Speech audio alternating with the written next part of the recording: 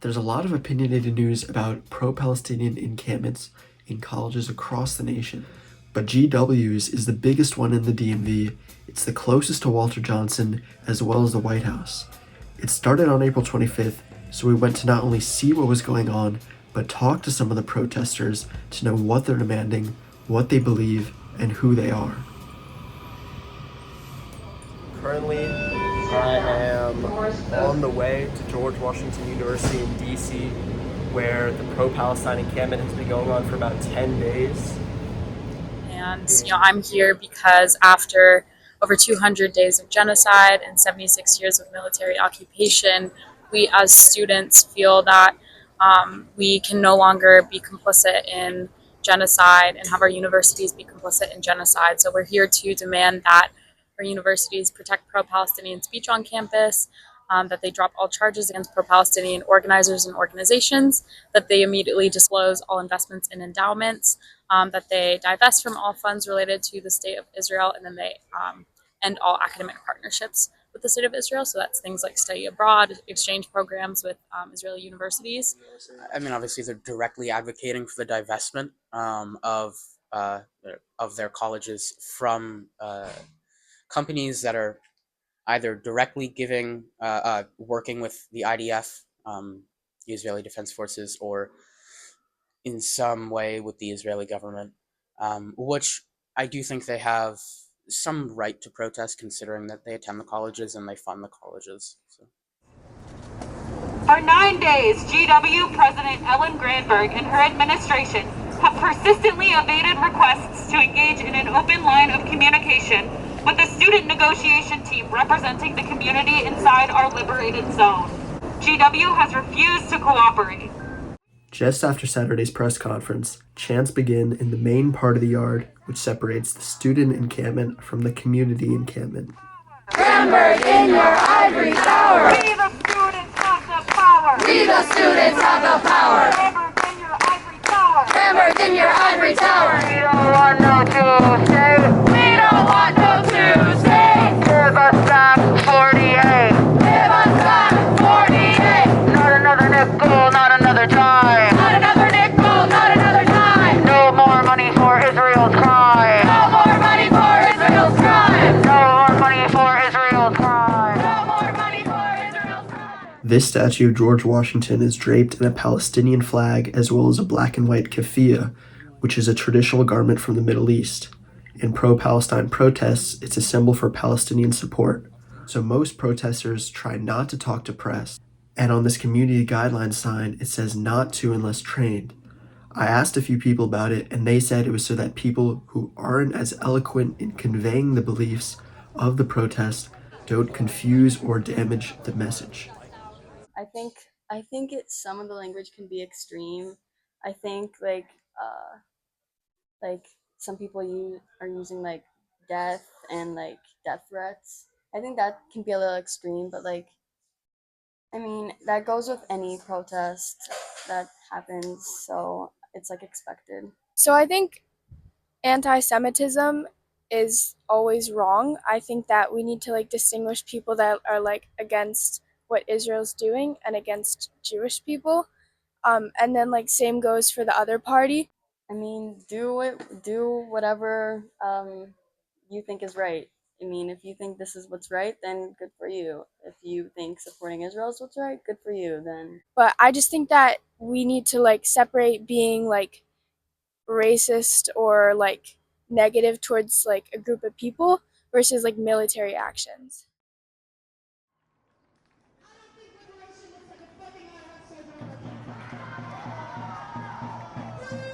So at this moment, chants begin again after stopping for a few minutes.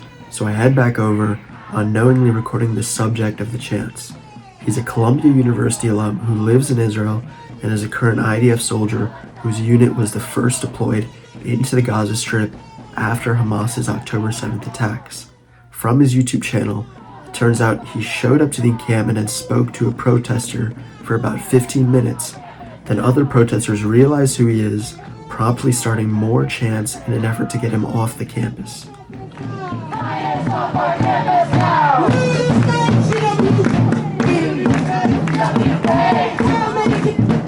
How many kids did you kill today? On that same YouTube video, this is what Rudy had to say about leaving. I looked at them right in the face, stood there for 20 minutes, understand where they're coming from. I'm not looking at them as my enemies or with disgust or with hatred, but I feel bad that they're in this situation, and I hope that enough of us in this generation can put in the work to make sure that we don't continue in this way. There were two Palestinians, they were older and more mature, who came up to me and said, I would genuinely like to have a conversation with you.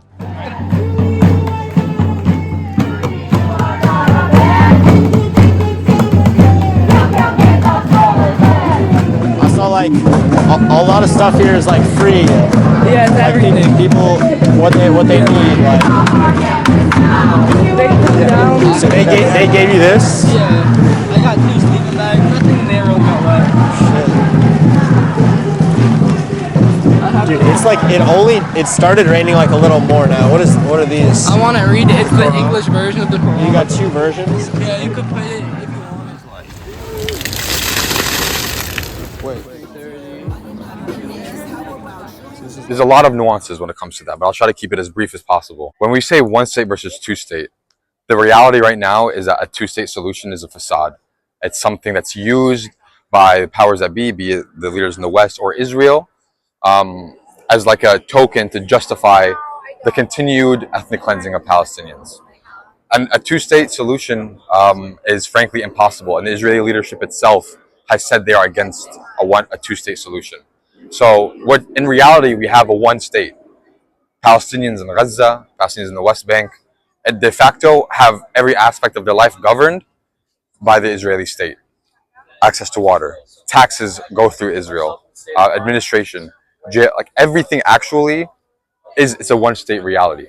Israel continues to ethnically cleanse and continues to remove Palestinian homes and destroy Palestinian villages in order to make room for more Israeli settlers. However, what reality do we want? Do we want a one-state reality where we have one group of people subjugating another?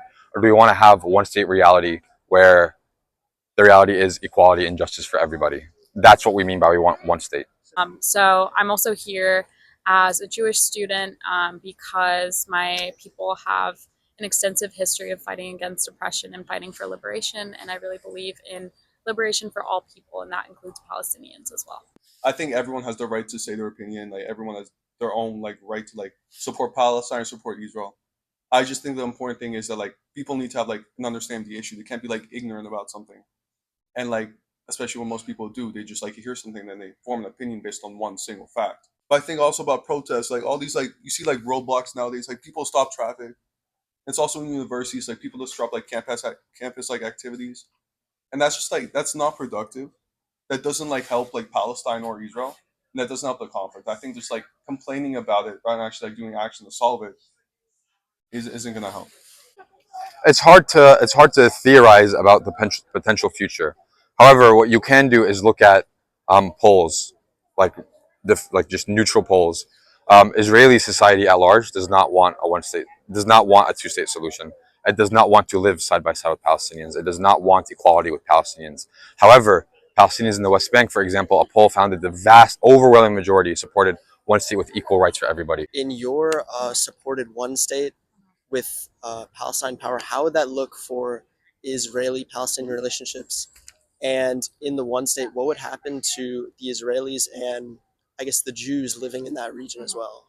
Yeah, so I think that it's not really my call what happens to the people living in the land of Palestine. I think that the sort of tangible solutions need to come from people who are on the ground and who actually have lived experiences there. I am here to just fight for liberation of all people and fight for Palestinian right to self-determination in their lands, and I'm fighting against this occupation. But I think it's not really my place to carve out what a solution might look like. I think that it needs to be reserved for the people that actually have a more direct stake in what's going on there. I've seen a couple of those campuses. They don't seem like particularly like bad. Like the protests in the campus, they don't seem like violent or anything. I think like I disagree with their views. I think that sit-ins aren't the best, especially if you're doing it for like 2 weeks straight, like in George Washington. We had like a protest for 2 weeks straight. That's not good. Doesn't convince anyone. But the thing is, like I don't have a problem with how they act. I don't think they're violent or anything. I have a problem with, I guess, just like how informed they are. There's a reason we frame this as a question of settler colonialism and not just like a regular war between people, is because it's a question of power and a question of who is able to dominate and who is able to determine the future of another people. So I can't speak for why certain Jewish people, certain Zionists, certain Israelis feel a certain way, why they would fear a one state. And what's been expressed on both sides is one side wants to only is interested in domination, and the other side wants simply to live in dignity. I think the focus needs to be on the reality itself, what is going to happen.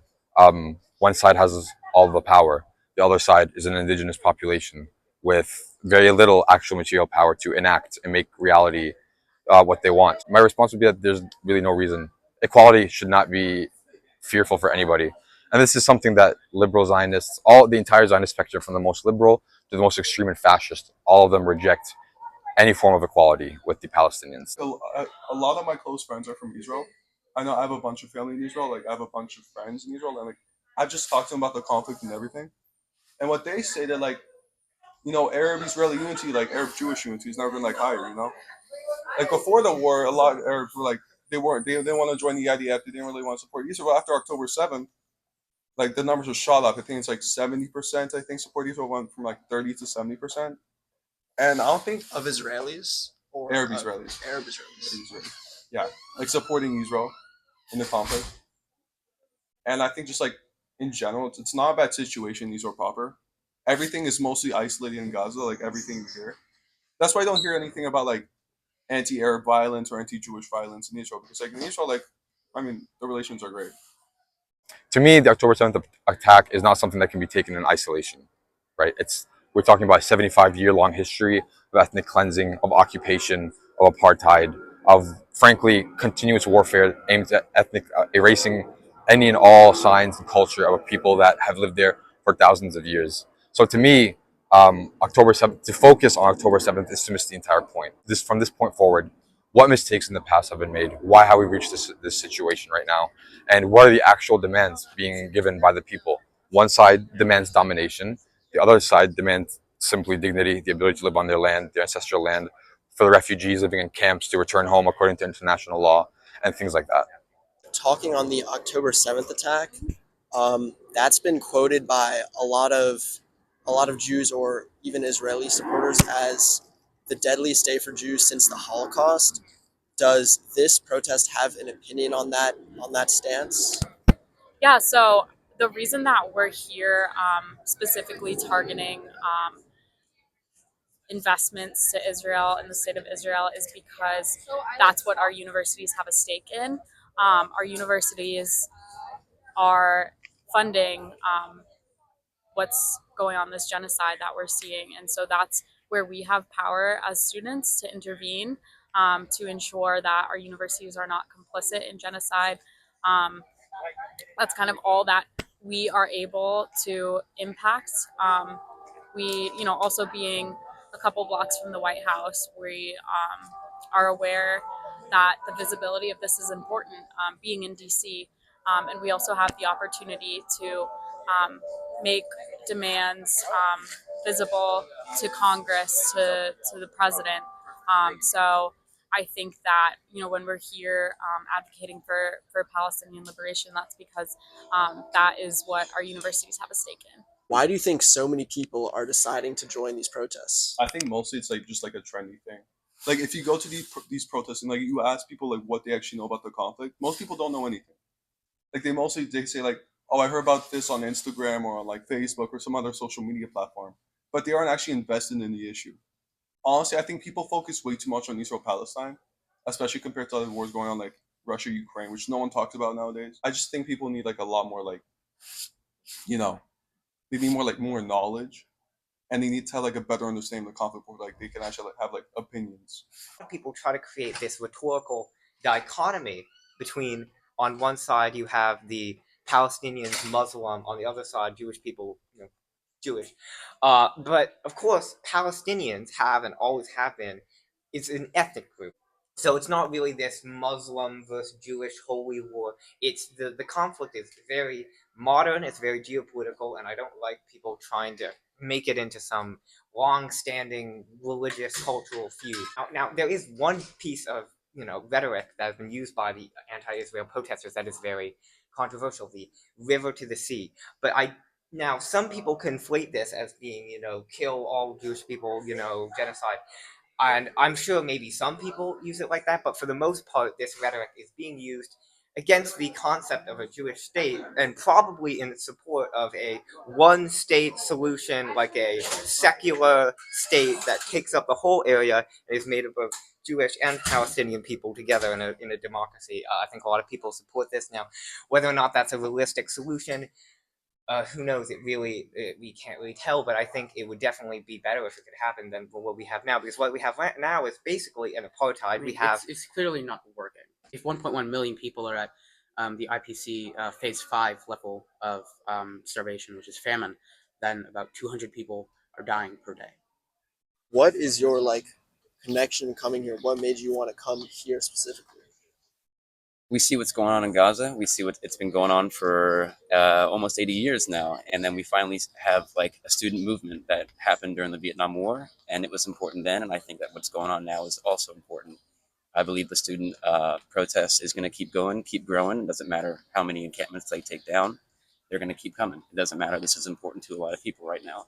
So I think that a lot of the discourse regarding anti-Semitism, regarding certain words and certain speech here, is meant to be a distraction, meant to be a diversion tactic to take the focus away from the genocide that's happening in Gaza. I do think that it's important for us and for me as a Jew to fight against anti-Semitism, and for me the best way to do that right now is to advocate for the liberation of all people. Jews will not be safe until Palestinians are safe as well. All of our safety, all of our liberation is intertwined, connected with each other. And so I feel more safe as a Jew in this encampment than I do outside of this encampment, because I know that everyone here is fighting for collective liberation, and I know I'm included in that as well. Yeah, anti-Semitism, it's extremely common. It's been extremely common. It didn't die out after World War II. I completely understand in the first place why people wanted to have a Jewish state or a Jewish sanctuary at least. And I understand why people are worried about protests that oppose that idea.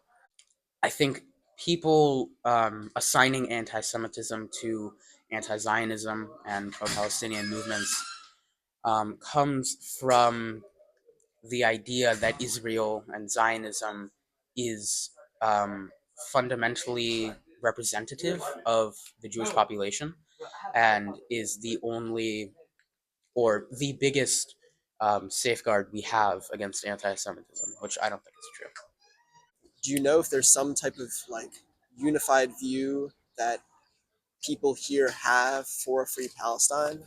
I think the majority of the movement has a agreement that Palestine should be free. I don't think it should be a two-state solution, because that would never be a probable cause. I don't think the Israeli government would ever allow that to happen with them at their doorstep, honestly. So I believe in a full state Palestinian country. How long do you think you'll be here? As long as it takes.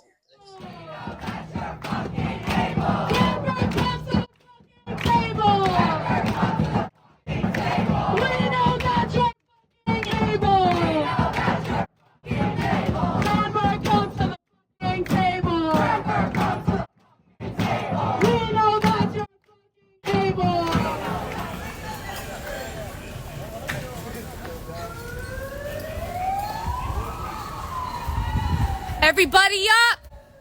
Everybody up! Everybody up!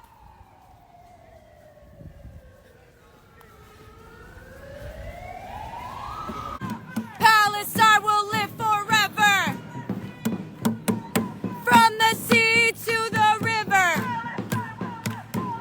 Palestine will live forever! Shame on you! This is what y'all were training for last night? This is what y'all were training for last night? Shame